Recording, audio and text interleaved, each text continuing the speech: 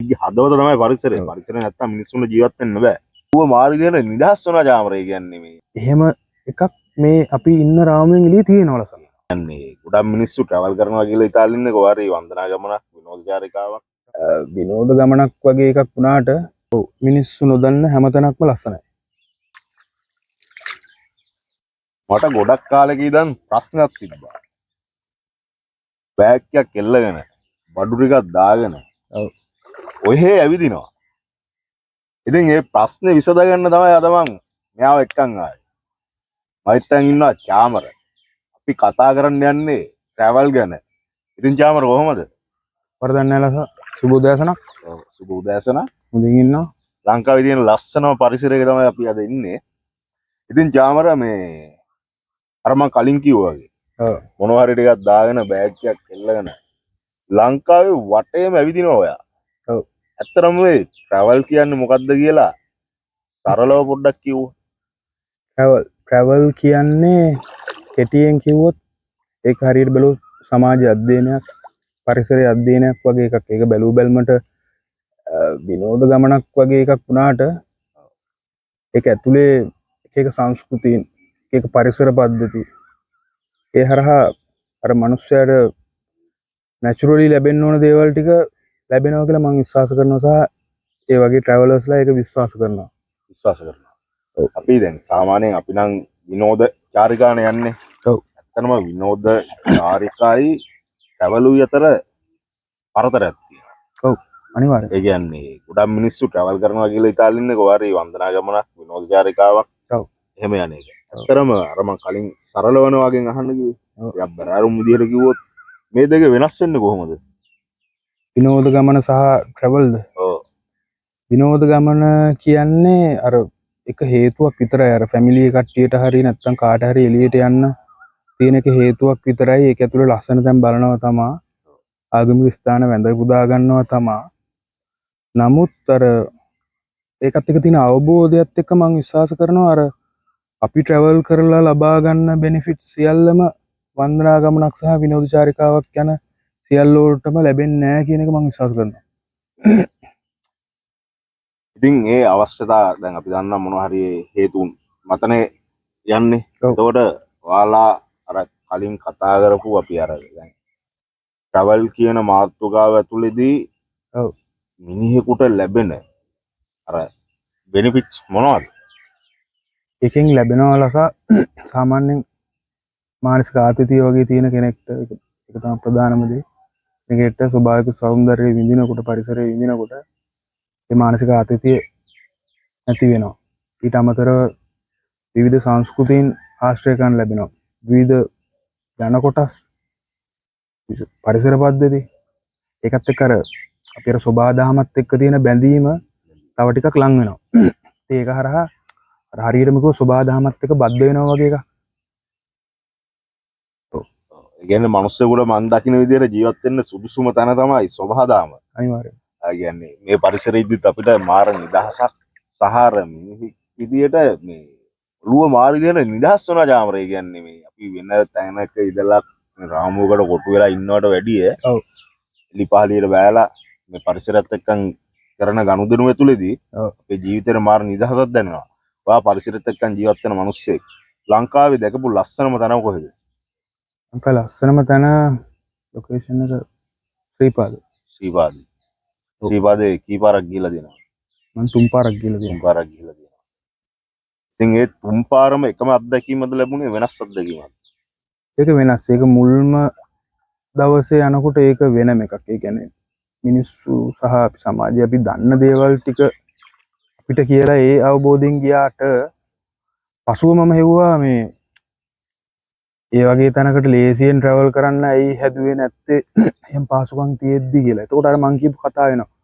නිකන් අර ලෝකෙ දිගම ට්‍රැවල් වේ එක ඇවිල්ලා කිලෝමීටර් 24000ක් තියෙනවා. රටවල් තුනක් අතර යනවා. එක එක සීත ඍතු අරව මේ වගේ ඒ වගේ ඍතු 3-4ක් පහු කරනවා.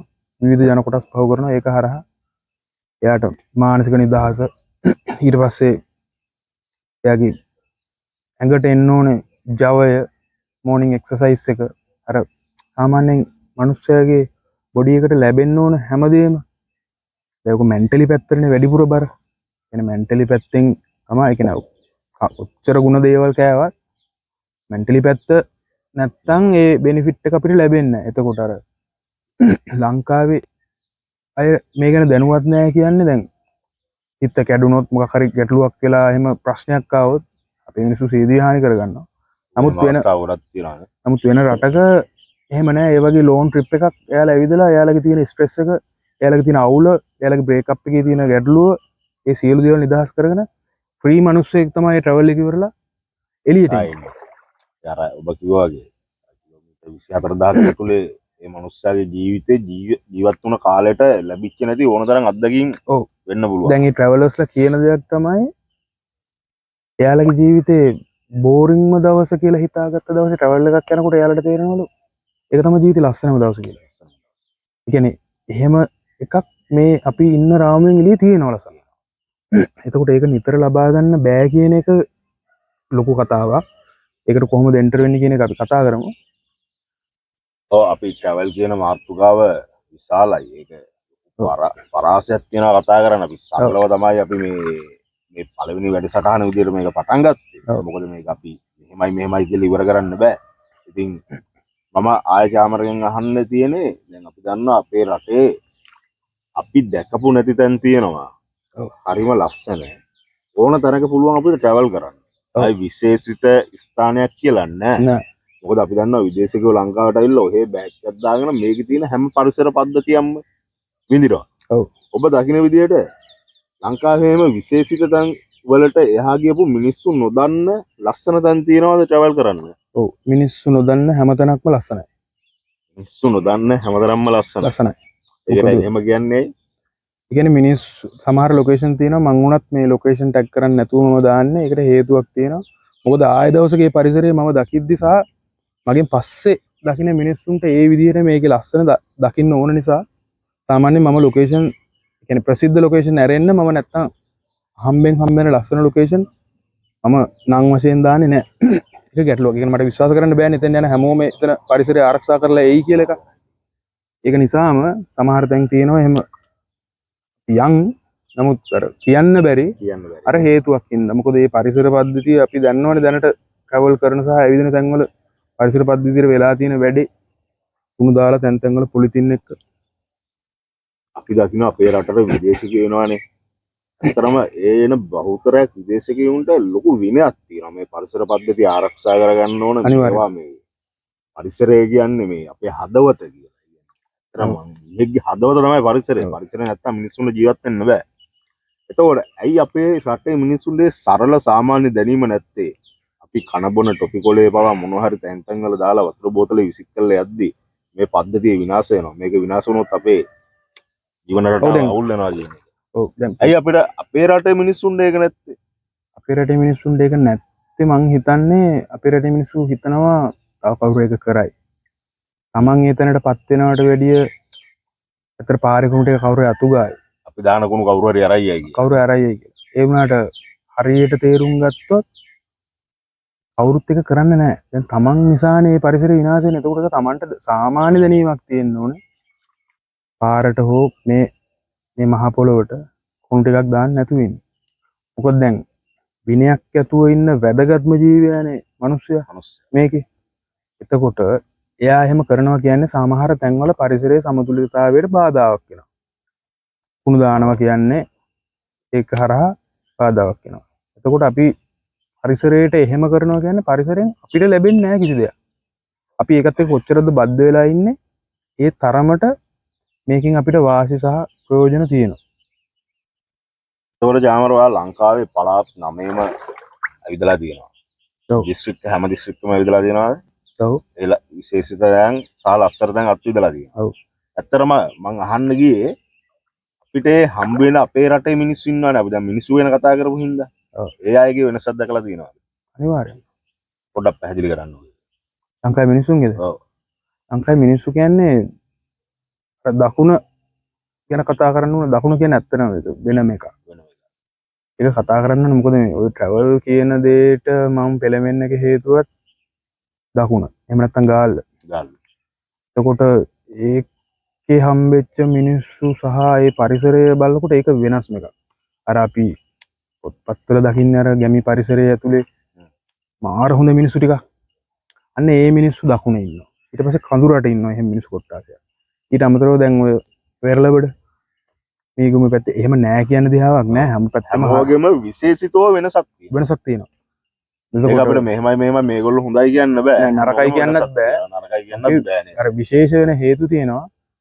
ඒ මිනිස්සු මේ ගෙවල් දොරවල් පවා ලියලා දෙන තත්යකට එහෙම ගැටලුවක් නෑ. ඒ දකුණු මිනිස්සු ඒ වගේ. මම අර කලින් කිව්වා වගේ ට්‍රැවල් කියන එක කතා කරලා ඉවර කරන්න බෑ. හැබැයි ට්‍රැවල් කරන්න ආසාවෙන් ඉන්න ට්‍රැවල් කරද්දි මහා ලොකු සල්ලියක් ඕන. ට්‍රැවල් කරන්න මාර නිදහසක් ඕන කියලා හිතාලා ඉන්න අපේ රටේ තරුණ කොල්ලෝ කෙල්ලෝ ටිකක් ඉන්න ට්‍රැවල් නොකර ඉන්න. මේ හින්දා මට සල්ලි ඕන ඇවිදින්න මෙහෙමයි කියලා. ඇත්තටම ට්‍රැවල් කරන්න ලොකු සල්ලියක් ඕනද මාරම නිදහසක් තියෙන්න ඕනද? නෑ ඇත්තටම මෙච්චර ලොකු සල්ලියක් ඕනේ. ඔය උදාහරණයක් විදිහට ඔයා තනක් කියන්නකෝ මම ගණන් හදලා කියන්න මෙච්චරයි යන්නේ කියලා. අපි කියමුකෝ අපි කියවනේ ඔයා දැකපු ලස්සනම තමයි සීපාද කියලා. සීපාද ට්‍රැවල් කරන්න ඔයාලට කීයක් දෙද? බස් සීදම දාන්නකෝ 1500ක්. ලංකාවේ කොහේ හරිද? කොහේ හරිද? ඊට පස්සේ දැන් තමන් තනියෙන් කන බොන දේවල් ටිකක් තියෙනවනේ. ඒ ටිකට තව 1500ක් ගියා කියන්නකෝ. රුපියල් 3000 3500 අතර ගානකින් ගිහිල්ලා එන්න පුළුවන්. සීපාද දෙන්න පුළුවන් ගිහිල්ලා. ඔව්. ඒ කියන්නේ අර අමතර ලොකු වියදම් කරගන්න ඕනේ නෑ. දැන් තමන්ට අවශ්‍ය කරන අර ශනික ආහාර ඒ වගේ දේවල් එක්ක අපි ඒ ගමනට පුළුවන් තරම් පහසු වෙන දේවල් ටික එකතු කරගන්න ඕනේ. ඒ දේවල් එක්ක අපිට පුළුවන් ඒක ලොකු බජට් එකකින් ගිහිල්ලා එන්න. නමුත් තව කඩු කරගන්න පුළුවන්. ඒ තමන් අර ට්‍රැවල් කරන බඩු ටිකක් තමන්ට තියෙනවා නම් ඒ ටික ලේසි. මොකද කොෆි එක හදා ගන්න පුළුවන් උදේ, බත් ටික උයා ගන්න පුළුවන්. එතකොට සෑන්ඩ්විචස් හදා ගන්න පුළුවන් පාන් කෑල්ලක් අරන් ගිහිල්ලා. එතකොට ඒ වගේ පොඩි දේවල් ටිකකින් ඔන්න රටේ ඉඳි දෙක තුනක් අරන් ගිහිල්ලා අර පොඩි ගෑස් එකෙන් ඊගන්න පුළුවන්. මට කියන විදිහට පැහැදිලි වෙන්නේ අපි ගෙදර ගත කරන ජීවන රාමුවෙන් එහා ගියපු එකක් තමයි ඕකේ කියන්නේ. අර මේකම එහෙම ගෙවන්න පුළුවන්. දැන් ගෙදර ගෙවන ජීවිතේට සල්ලි වැඩිපුර යනවා. මේ එළිය කියලා එහෙම එකක් නැහැ. අර වෙලාව වෙන් කරගන්න මිනිස්සුන්ට තියෙන ගැටලුවක් තමයි තියෙන්නේ. ඒ කියන්නේ අපිට පොඩි ලිපක් තියෙනවා අපිට උයාලා ගන්න පුළුවන්. වාහනයක් ඇතුළේ වුණත් ඒ බඩු ටිකෙන් උයාගෙන ගන්න පුළුවන්. ඉතින් අපි ඔය ට්‍රැවල් බඩු ටික අරය මේ කියන කතන්දර ටික අපි වෙනම වැඩසටහනකින් කතා කරමු. ඒවට කීයක් යනවද? කොපමණ මුදලක් යනවද? කොච්චර බඩු තියනවද කියන එක. මොකද අපිට දීර්ඝ කාලීනව කතා කරන්න ඕන මාතෘකාවක් ඒක. ඉතින් අද අපේ වැඩසටහන ඇතුලේ අපි මුලින්ම ට්‍රැවල් කියන්නේ මොකද්ද? ට්‍රැවල් කරන්න ඉන්න අයට පොඩි අදහසක් විතරයි දුන්නේ. මේක ලොකු මාතෘකාවක්. ඉතින් චාමරා අපිත් ගන්න දිගටම අපි සම්බන්ධ වෙනවානේ. අනිවාර්යයෙන්. එතකොට අපි මේ ගැන පුළුල්ව කතා කරමු වෙන වැඩසටහනකින්. ඔයාලට අවසාන වශයෙන් මේක ඉවර කරන්න මොකද්ද කියන්න තියෙන මේ ට්‍රැවල් ගැන දල අදහසක් ගන්න පුළුවන්? මට කියන්න තියෙන්නේ සාමාන්‍යයෙන් ලංකාව ඇතුලේ මම දකින දෙයක් තමයි මිනිස්සුන්ගේ මානසික ආතතිය මාර විදියට වැඩි. ඒකත් එක්ක ලංකාවේ 60ක් විතර වගේ ওই කියන ආතතියෙන් ඉන්නේ.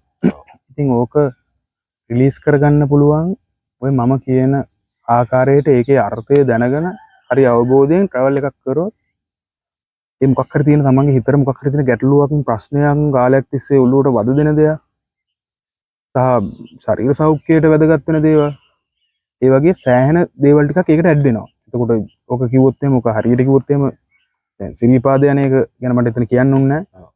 මම හොයලා බලුවා ඇයි ඒක එහෙම පස්සේ යන්නේ ඇයි මොකද එහෙම කරන්න කියලා.